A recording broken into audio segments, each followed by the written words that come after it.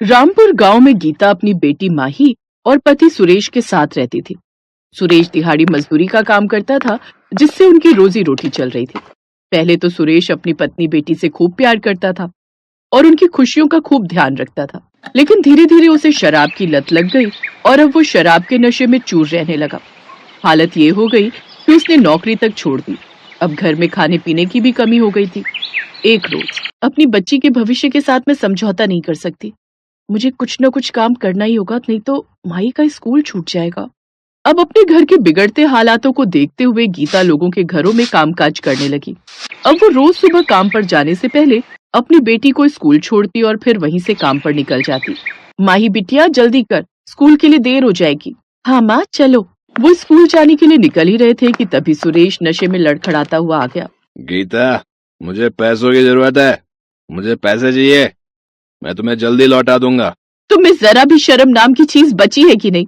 जैसे तैसे करके मैं घर खर्च चला रही हूँ, अपनी बच्ची की फीस भर रही हूँ, लेकिन तुम्हें तो किसी बात की कोई चिंता ही नहीं है। बस हर समय अपनी दारू की पड़ी रहती है। अरे मेरा ना सही, कम से कम अपनी बेटी के बारे में तो कुछ सोच लो। मुझ पर ये एहसान जताने की कोशिश मत कर, समझे? यह अकेली मेरी ही बेटी नहीं है, तेरे भी है। तो इसका खर्च उठा भी लेगी तो तेरा क्या चला जाएगा? चल अब ला दे पैसे। मैंने कहा ना मेरे पास पैसे नहीं है। तो ऐसे नहीं मानेगी। बाबा बाबा मत मारो माँ को, छोड़ दो। कुछ देर बाद सुरेश वहां से चला जाता है। गीता अपनी किस्मत को कोसते हुए रोते हुए माही को स्कूल छोड़ती है, फिर काम पर चली जाती है। लेकिन स्कूल पहुंचकर भी माही का काम में मन नहीं लगता और सुबह हुई घटना के बारे में ही सोचती रहती है। उधर गीता काम पर पहुंचती है और काम करने लगती है। कुछ देर बाद उसकी मालकिन, गीता, पड़ोस में रहने वाली कमला काकी की तबीयत कुछ ठीक नहीं है, मैं उन्हें देखने जा रही हूँ। तुम काम खत्म करके लॉक कर देना और चाबी मुझे दे देना। ठीक है मालकिन। सारा काम खत्म कर गीता मालकिन को चाबी दे देती है, जिसके बाद वो घर आ जाती है। शाम को सुरेश फिर घर आता है और उससे पैसे मांगने लगता है, लेकिन जब गीता मना कर देती तो वो कोई ना कोई सामान उठाकर बेच आता और उन पैसों से दारू पीता। धीरे धीरे उसने काफी सामान बेच दिया था। ऐसे ही एक रोज जब गीता सब्जी बनाने के लिए कढ़ाई ढूंढती है तो अरे कढ़ाई कहाँ गई? हो ना हो ये उस आदमी का ही काम है, उसने वो कढ़ाई भी बेच दी। अब मैं अपनी बच्ची के लिए सब्जी किस में बनाऊंगी? एक काम करती हूँ, पड़ोस वाली काकी से कुछ देर के लिए मांग कर ले आती हूँ। गीता पड़ोस की काकी से कढ़ाई ले आती है। फिर कुछ दिन बाद तनख्वाह मिलने पर वो एक नई कढ़ाई खरीद लेती है और काम पर जाने से पहले उसे बक्से में छुपा कर रख देती है। लेकिन सुरेश उसे भी देख लेता है और जब गीता उसे वो कढ़ाई बेचने से मना करती है तो वो फिर से उसकी खूब पिटाई करता। रोज रोज अपने घर पर दिन रात लड़ाई झगड़े देख अब माही काफी परेशान रहने लगी थी। अपनी माँ की ऐसी हालत देख माही अंदर ही अंदर घुटती। फिर एक रोज स्कूल में, माही तू जानती है कल तो क्रिसमस है और उस दिन सांता से जो भी मांगो वो सब देते हैं। क्या सच में? हाँ, और आज ना हम बाजार वाले रास्ते से घर चलेंगे, देखना बाजार में क्रिसमस की कितनी धूम होगी। वो दोनों स्कूल की छुट्टी होने के बाद बाजार वाले रास्ते से घर जाते हैं, जहाँ हर तरफ क्रिसमस ट्री और सेंटा और गिफ्ट से बाजार सजे हुए थे। लेकिन माही के पास पैसे नहीं होते, इसलिए वो खाली हाथ ही घर आ जाती है। अगले दिन क्रिसमस पर स्कूल की छुट्टी थी, इसलिए गीता के काम पर जाते ही माही भी खेलने चली गई थी। दिन में जब घर लौटी तो देखा कि सुरेश फिर से गीता के साथ मारपीट कर रहा है। ये देख माही घबरा गई और परेशान होकर जंगल के पास वाली नदी के पास जाकर बैठकर रोने लगी। तभी उसके सामने लाल कपड़ों में खड़ा सेंटा नजर आता है। हेलो माय चाइल्ड, तुम क्यों रो रही हो? आज मैं धरती लोक पर सब बच्चों को गिफ्ट देने आता हूँ। बोलो, तुम्हें क्या गिफ्ट चाहिए? नहीं, मुझे गिफ्ट नहीं चाहिए।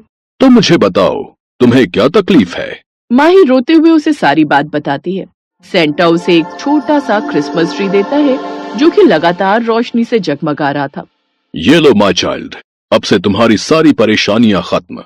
ये एक जादुई क्रिसमस ट्री है, तुम इससे जो भी मांगोगी तुम्हें मिल जाएगा। Thank you Santa uncle. God bless my child. Santa वहाँ से गायब हो जाता है। तभी माही घर पहुँचती है और उसे सारी बात बताती है। अगर ये क्रिसमस ट्री सच में जादुई है तो इससे विश मांगो कि तुम्हारे बाबा आज के बाद कभी इस दारू को हाथ ना लगाएं। ऐ जादुई क्रिसमस ट्री, मेरे बाबा को इस नशे की आदत से सदा के लिए मुक्त कर दे। तभी उस ट्री से एक तेज रोशनी प्रकट होती है और सुरेश पूरी तरह ठीक हो जाता है और अपनी पत्नी से माफी मांगता है। मुझे माफ कर दो गीता, नशे की हालत में मैंने तुम्हारे साथ कितना बुरा व्यवहार किया। अब से मैं इस दारू को कभी हाथ नहीं लगाऊंगा। ये सुनकर गीता और माही बहुत खुश हो जाते हैं। इसका मतलब ये जादुई क्रिसमस ट्री सचमुच में कमाल कर गया। क्या मतलब? फिर माही उसे सारी बात बताती है। इसके बाद माही उस ट्री से एक केक मांगती है, साथ ही ढेर सारे पकवान भी, जिन्हें खाकर वो सब अपना क्रिसमस मनाते हैं। कुछ दिन बाद इस जादुई क्रिसमस ट्री की वजह से सुरेश और गीता एक ढाबा खोल लेते हैं, जिससे उन्हें खूब कमाई होती है और अब वो तीनों साथ में खुशी खुशी रहते हैं। क्रिसमस का त्योहार आने वाला था। लोग अपने अपने घरों में क्रिसमस की तैयारियां कर रहे थे, पर सोनी का मन उदास था। वो सब लोगों को अपने अपने घरों की साज सजावट करते देख रही थी। तभी उसे अपनी माँ के रोने की आवाज आई और वो अंदर भागी। भाभी, मैंने कपड़े बहुत ध्यान से धोए थे। मुझे नहीं पता आपकी साड़ी पर ये दाग कैसे लग गया। शायद आपकी साड़ी की फॉल का रंग साड़ी पर आया है। मेरे आगे जुबान लड़ाती है, हमारा खाकर हम पर ही जोर चलाती है। तेरा पति तुझे छोड़कर भाग गया, तू और तेरी बेटी यहाँ रहकर मुफ्त की रोटियां तोड़ रही हो। किरण, तुम भी बहुत सीधी हो। अच्छे से इन दोनों माँ बेटी से काम लिया करो। तुम काम वाली को हटा दो। कल से बर्तन झाड़ू का काम सोनी कर लेगी। आप ठीक कह रहे हो। सुमन, तू रसोई और कपड़े संभालती है, इसीलिए सफाई बर्तन में देर हो जाती है। अब से सोनी बर्तन सफाई करेगी। पर भाभी, सोनी स्कूल कैसे जाएगी? सुबह उसका स्कूल होता है। सुन लो सुमन, सोनी कल से स्कूल नहीं जाएगी। मेरे पास इतने पैसे नहीं है कि मैं सोनी की भी पढ़ाई का खर्चा उठा सकूं। क्या जरूरत थी विवेक को भागने की? घर छोड़कर अपनी जिम्मेदारियों से मुक्त होकर भाग गया। मैं तो सिर्फ समाज के डर से तुम दोनों को घर से धक्के देकर नहीं निकाल रहा हूँ। इसलिए जैसा हम कहते हैं वैसा करो। ज्यादा नखरे करने की जरूरत नहीं है। किरण, मैं दुकान जा रहा हूँ। सुमन की आंखों में आंसू आ जाते हैं।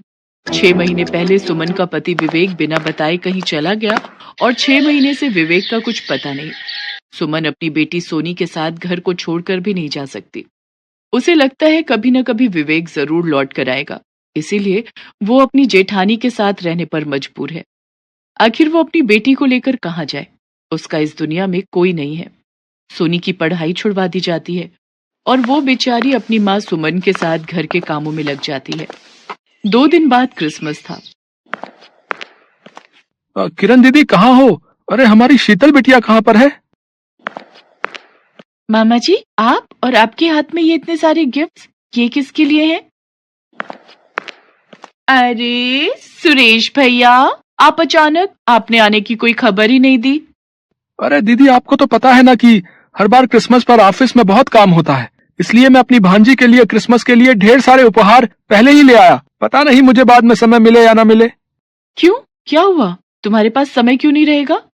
अरे दीदी, क्रिसमस पर हमारा ऑफिस बहुत बड़े लेवल पर एक पार्टी कर रहा है और हाँ, मैं आप सबको भी इनवाइट करने आया हूँ। और हाँ, शीतल को वहाँ पर बहुत मजा करने को मिलेगा। पूरी क्रिसमस पार्टी में सब खूब मजे करने वाले हैं। वाह मामा जी, फिर तो मैं क्रिसमस पार्टी में खूब मजे करूंगी। मैं कितनी लकी हूँ कि मेरे पास आप जैसे मामा हैं। शीतल को अपने मामा के साथ बातें करते देख सोनी उदास हो जाती है। रात को सोते समय सोनी सुमन से कहती है, माँ, शीतल के मामा कितने अच्छे हैं। वो शीतल के लिए क्रिसमस के ढेर सारे तोहफे लाए हैं।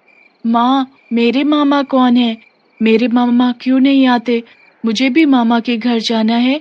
मुझे भी अपने मामा के साथ क्रिसमस मनाना है। सोनी अपनी माँ से लिपट कर रोने लगती है। सुमन अपनी बेटी का रोना नहीं देख पाती। तभी सुमन की नजर आसमान में चमकते चांद पर जाती है। सोनी, वो देख, सामने जो चंदा मामा है ना, वही तुम्हारे मामा है। वो देख, तुझे देखकर मुस्कुरा रहे हैं ना। चल, अब तू उनसे ढेर सारी बातें कर। माँ, क्या सचमुच चंदा मामा मेरे मामा हैं? फिर तो मैं उनके साथ क्रिसमस भी मनाऊंगी। वो मुझे उपहार देंगे ना माँ? मुझे भी अपने मामा के घर जाना है, उनके साथ क्रिसमस मनाना है। माँ, चंदा मामा मुझे अपने घर क्रिसमस पर ले जाएंगे ना? हाँ मेरी गुड़िया रानी, चंदा मामा तुम्हें क्रिसमस पर अपने साथ ले जाएंगे। चल, अब तू सो जा। आसमान में चंद्रमा सोनी की बातों को सुन लेता है। इस बच्ची ने मुझे बहुत प्यार से याद किया है। मुझे इसे धरती पर लेने जाना ही होगा। अगले दिन क्रिसमस था। शीतल अपने मम्मी पापा के साथ तैयार होकर अपने मामा के घर पार्टी में जाने के लिए तैयार हो जाती है। ओ सोनी, इधर आ। ये ले 5 रुपए रख, टॉफी खरीद के खा लेना। आज क्रिसमस है इसलिए दे रही हूँ। सुनो जी, देर हो रही है। सुरेश हम सबका इंतजार कर रहा होगा। मम्मी, आपने सोनी को पैसे क्यों दिए? अरे कोई बात नहीं, भिखारी समझ कर दे दिए। अब इस गरीब के मामा तेरे मामा की तरह तो है नहीं जो इतनी महंगी महंगी क्रिसमस की पार्टियों में ले जाए, इसलिए मैंने सोचा इसे 5 रुपए दे देती हूँ, टॉफी ले लेगी। सुमन, घर का काम खत्म कर लेना, हम लोग कल सुबह तक लौटेंगे। सुमन की जेठानी और शीतल क्रिसमस पार्टी में चले जाते हैं। सुमन घर के कामों में लग जाती है। सोनी का मन उदास था। सब लोग क्रिसमस डे मना रहे थे। सोनी चंद्रमा की तरफ देख रही थी और मन ही मन उदास भी हो रही थी। अचानक उसे चंद्रमा में से एक सफेद सीढ़ी उतरती दिखाई दी। वो सीढ़ी सोनी के पास आकर रुक जाती है और उस सीढ़ी पर सोनी किसी को उतरते हुए देखती है। सोनी घबरा जाती है। सोनी के सामने सफेद रंग की पोशाक पहने बिल्कुल राजकुमारों जैसा एक व्यक्ति खड़ा था। आप कौन हो? तुमने मुझे पहचाना नहीं? मैं ही तो तुम्हारा चंदा मामा हूँ। मैं तुम्हें चांद पर क्रिसमस पार्टी के लिए लेने आया हूँ। जल्दी से चलो, चांद पर क्रिसमस पार्टी का आयोजन चल रहा है। क्या? सचमुच? माँ, देखो चंदा मामा आ गए। सोनी की आवाज सुनकर सुमन बाहर आती है। वो भी घबरा जाती है। बहन, घबराओ नहीं। सोनी ने मुझे दिल से अपना चंदा मामा बोला है और तुमने भी तो सोनी को यही कहा है कि मैं उसका मामा हूँ। आओ सोनी, आओ सुमन बहन, मेरे साथ चांद पर चलो। चंद्रमा के साथ बहुत सारे सितारे भी सोनी और सुमन का स्वागत कर रहे थे और सब गीत गा रहे थे। आओ तुम्हें चांद पर ले जाएं, मिलजुल कर क्रिसमस मनाए, नन्ही नन्ही खुशियां बटोर कर एक नया सपना सजाए। आओ तुम्हें चांद पर ले जाए। देखते ही देखते सोनी और सुमन की वेशभूषा बदल जाती है। वे दोनों बहुत ही सुंदर कपड़ों में आ जाते हैं। सोनी अपनी माँ के साथ चांद पर पहुंचती है। चांद और गगन के सारे सितारे सोनी के साथ बहुत धूमधाम से क्रिसमस का त्योहार मनाते हैं। चांद पर केक, टॉफी, बिस्कुट, खाने पीने की चीजें, गुब्बारे, खिलौने और भी बहुत कुछ था, जिसे देखकर सोनी बहुत खुश थी। पर अचानक सुमन उदास हो जाती है। क्या हुआ माँ, तुम उदास क्यों हो गई? देखो हम चांद पर कितना सुंदर क्रिसमस बना रहे हैं। बताओ ना माँ, क्या हुआ? वरना मैं भी खुश नहीं हो पाऊंगी। कुछ नहीं सोनी, तुम्हारे पापा की याद आ गई थी। पता नहीं वो किस हाल में होंगे आज। वो ये सब देखकर बहुत खुश होते। काश वो वापस लौट आते। सुमन अभी सोनी से बात कर ही रही थी कि तभी सामने से सोनी अपने पापा को आता देखती है। माँ देखो, वो सामने पापा आ रहे हैं। चंदा मामा, वो देखो मेरे पापा। आप कहाँ चले गए थे? आपके बिना मैं और सोनी बिल्कुल अकेले थे। मैं बहुत बड़ी मुश्किल में था सुमन, मैं तुम्हें सब बताऊंगा। आज सोनी के चंदा मामा ने मुझे एक गहरी नींद से जगाया है और वो मुझे यहाँ तक लेकर आए हैं। आज सोनी के चंदा मामा ने मुझे अपने परिवार से मिला दिया। सोनी अपने माता पिता को पाकर बहुत खुश थी। सब चांद को धन्यवाद कहते हैं। चांद पर सब मिलकर सोनी को बहुत सारे क्रिसमस के उपहार देते हैं। कुछ देर बाद सोनी अपने माँ पापा के साथ धरती पर वापस लौट आती है।